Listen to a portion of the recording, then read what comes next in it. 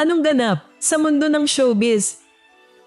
Usap-usapan ngayon sa social media ang isang backup dancer na di umano'y umaagaw ng eksena kina Catherine Bernardo at Julia Montes sa ABS-CBN Christmas Special 2025. Maraming netizens ang napa-double take matapos mapansin ang gandang hatid ni Loreline de los Reyes Sanyoza na ayon sa ilan ay halos hindi maikakailang nakipagsabayan at para sa iba, mas namukod pa sa mga bida ng naturang performance.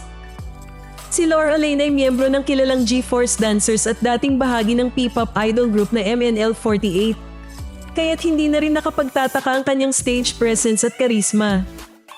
Dahil dito, mabilis siyang nag-trending, umani ng papuri at naging patunay na minsan, kahit nasa likod lang ng entablado, kayang-kayang agawin ang atensyon ng buong madla.